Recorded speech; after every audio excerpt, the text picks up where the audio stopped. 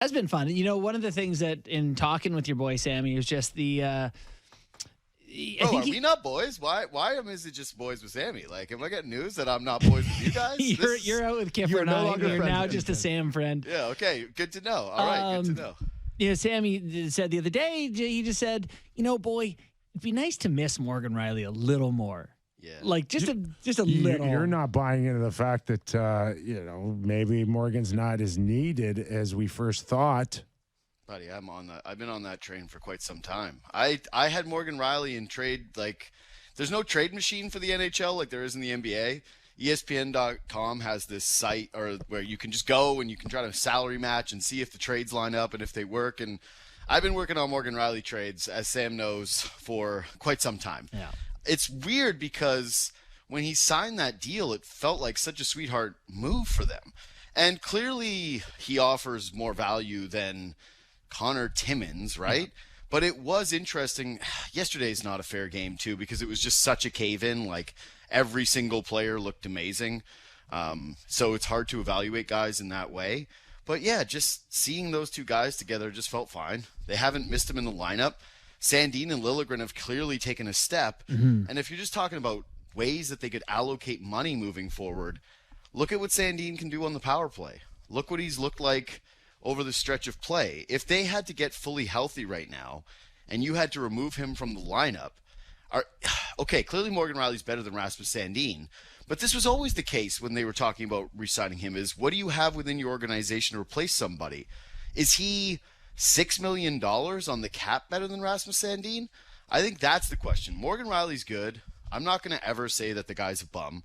I'm never going to go that far. I think that he's had a bit of a tough season. So you're ready right now to tell Rasmus, hey, we haven't won the Cup since 1967, but you're the guy that's going to quarterback 4 rounds to win a Stanley Cup. Are you crazy? No, of course not. But that's not the argument that I'm making. Then the what's argument I'm making what then? Is that I think that there are different styles of defensemen that would suit this team better than Morgan Rielly. Yeah, but it's over. It's over. You're not finding him. But you asked me this question. Like, you asked me the question of, hey, do you think that Morgan Rielly might be a little overpaid, or do you think that maybe he doesn't fit this team? And I would say that looking forward for this team. Yeah, you're right. I did ask you. I just don't like your answer. Yeah, sorry.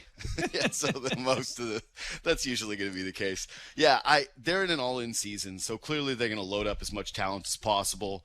That's not, you're not going to see a Morgan Rielly trade. All they're going to be doing this season is addition. I just wonder what the future is going to look like.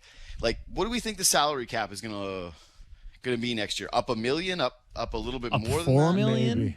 Maybe. $4 million? You've seen that, Bourne? I have once, yeah. I wouldn't hang my hat on that one.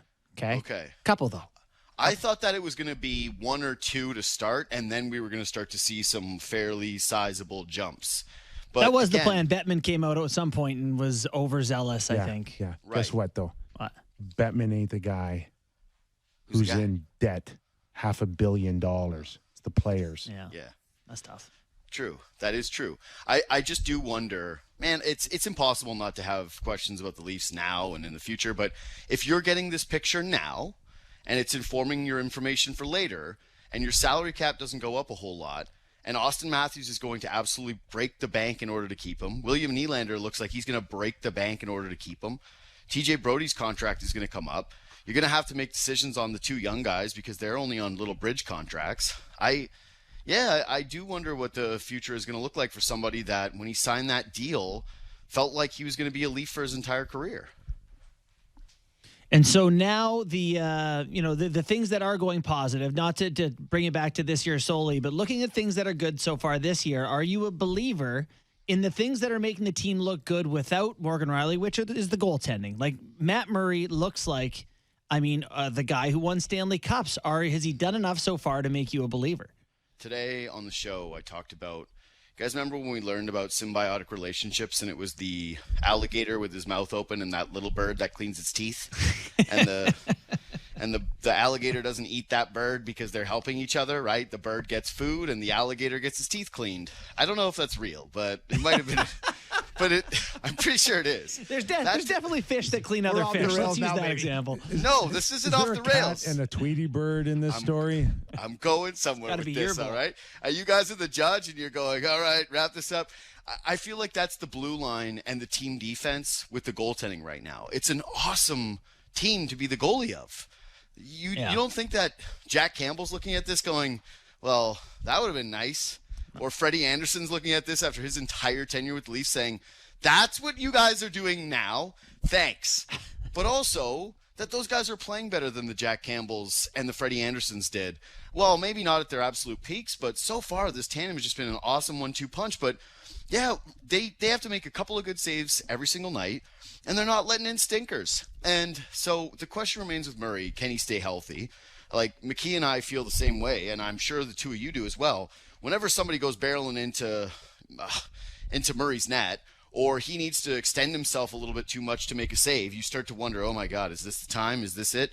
Is this now where he goes down with an injury? But they just look like two goalies that fit incredibly well with this team. They both seem mentally tough.